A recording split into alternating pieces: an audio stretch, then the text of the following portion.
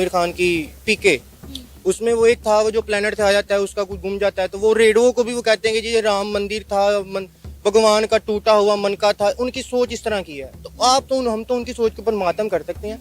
हमारा जो है ना हकाम बाला से भरपूर मुतालबा है पाकिस्तान में, पूरी दुनिया के जो आलम बाला इस्लाम में बैठे हुए हैं कि यार खुदारा कुछ करो। यूएई में और कुवैत में जब जंग वगैरह लगी थी ना, तो इनको सपोर्ट इन्होंने किया था। ये पाकिस्तान से इसलिए थोड़ी सी खफत रखते हैं, ये जो जितने गल्फ की कंट्री के लोग हैं ये इसलिए खफत रखते हैं क्योंकि उस वक्त इन्होंने इनको सपोर्ट नहीं किया था, उन्होंने किया था। अब आप यूएई में जाती है या किसी भी गल्फ कंट्री में जाती है ना, एक साइड पे इंडियन खड़ा हो जाए, एक साइड पे पाकिस्तान खड़ा, वो इंडियन को प्रेफर करेंगे। वो पैसे भी कम लेगा, हम पैसे भी ज्यादा लेंगे, लेकिन हमारी इतनी वैल्यू नहीं है वहाँ। यूएई के अंदर एक बहुत बड़े लेवल पर मंदिर बन रहा है जो इंडिया के प्राइम मिनिस्टर नरेंद्र मोदी जल्द जाएंगे और उसका इफ्तिताह भी करेंगे। हाँ जी, ये भी है।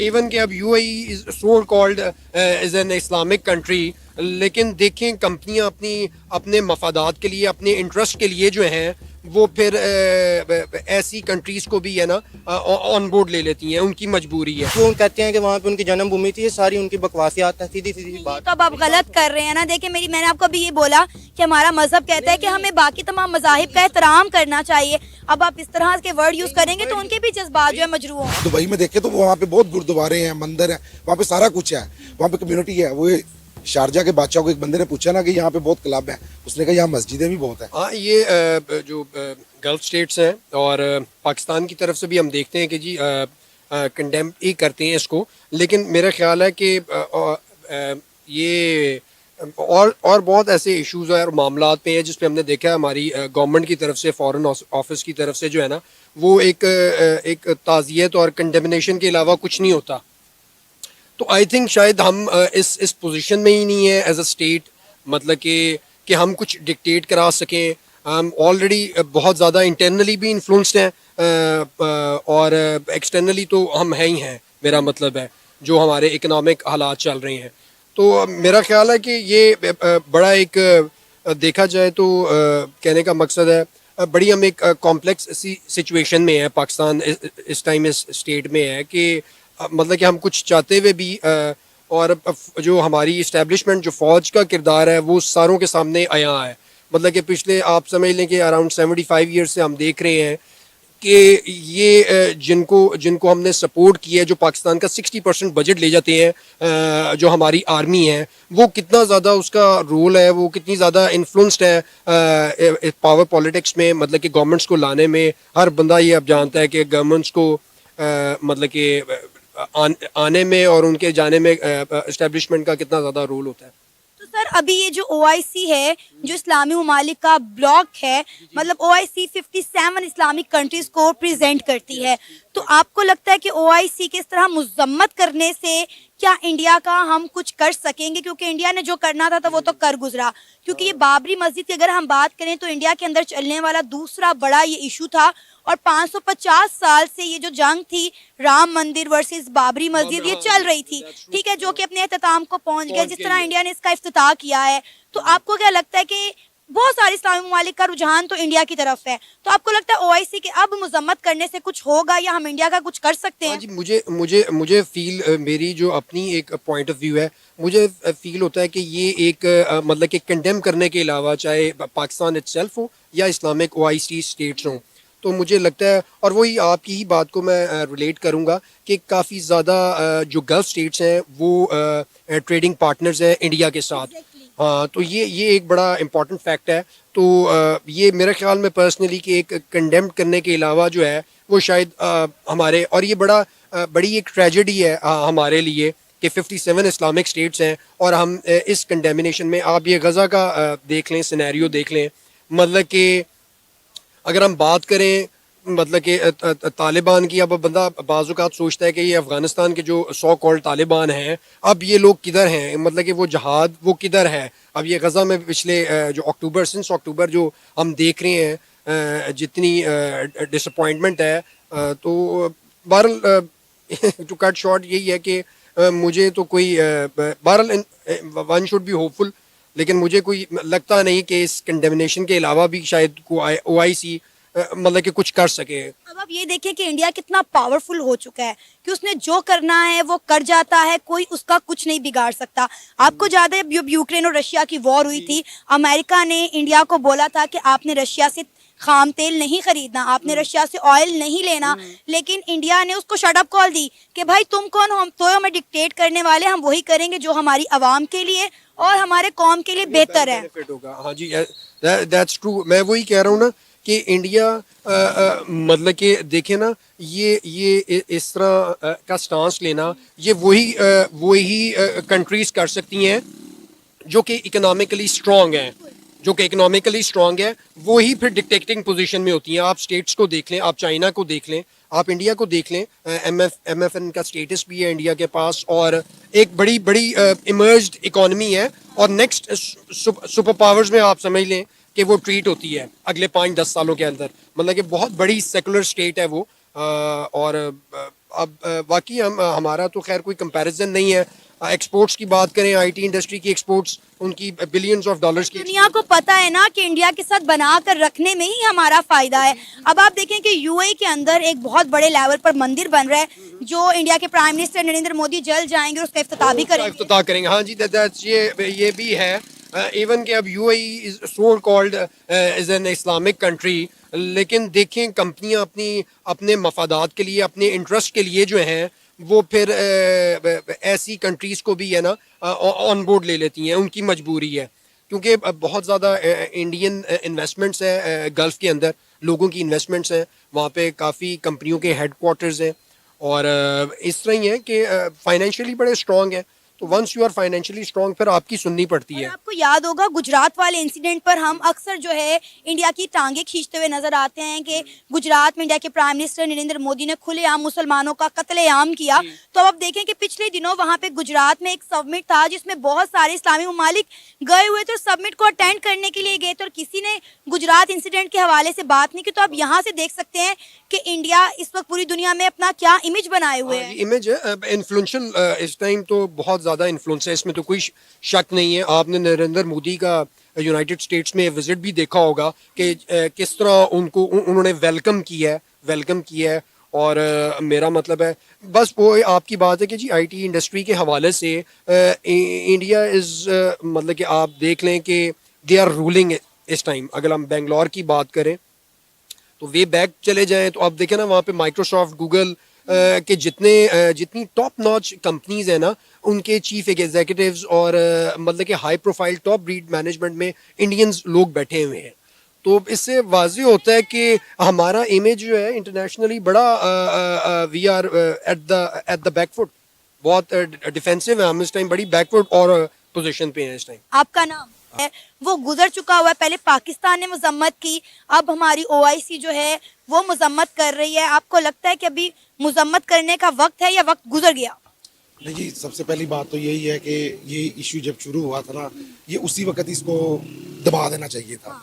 देखिए ना, एक जगह पे मस्जिद है, मस्जिद को अगर आप काट के मंदिर बना रहे हैं, हर धर्म जो होता है ना उसकी एक अपनी अपनी मर्यादा होती है। ठीक है, वो हिंदू हैं, सब हैं, सारे इकट्ठे रह रहे हैं, कोई बात नहीं है, लेकिन हर एक के जो है ना वो इस्लाम को, धर्म को जो है ना वो इज्जत देनी चाहिए। एक जगह पे मस्जिद बनी हुई है, उसको हटा के अगर आप मंदिर बना रहे हैं, फिर उसके बाद आप OIC और जो उसका इफ्तिताह कर दी है, अगर तो वो मजम्मत कर रहे हैं तो मजम्मत का वक्त तो है नहीं, क्योंकि वही बात आपने बहुत प्यारी बात की है कि वो उसका इफ्तिताह हो गया, वो उन्होंने कर दी है। लेकिन ये बहरहाल मैं इस चीज़ की मजम्मत करता हूँ, ये गलत है। अभी लोग देखते हैं जो गलत चीज़ को सिर्फ गलत बोलते हैं, लेकिन उसके खिलाफ कुछ वो अमल नहीं करते। ये खिलाफ क्या है? मतलब एक धर्म है जिसको मुस्लिम कंट्रीज भी प्रमोट कर रही है, मंदिर भी बना रही है ताकि उनको जो है, जो हिंदू लोग वहाँ पर मौजूद है वो मंदिर जा सकें, अपनी इबादत कर सकें। तो मुस्लिम कंट्रीज अब बढ़ रही है, वो जो एक्सट्रीमिस्ट किस्म की जो सोच थी लोगों की, अब वो हम देख रहे हैं चेंज हो रही है। जो मुस्लिम है तो उनकी मस्जिदों के अंदर हिंदू आ सकते हैं, जब वो नहीं आ सकते। अब किसी ने पॉइंट किया था, मुझसे पूछा था कि मुस्लिम और हिंदू में क्या फ़र्क है। मैंने कहा हम मुस्लिम हैं क्योंकि हमारा मुल्क है मुस्लिम, तो हम इधर आज़ादी से अपनी वो कर सकते हैं।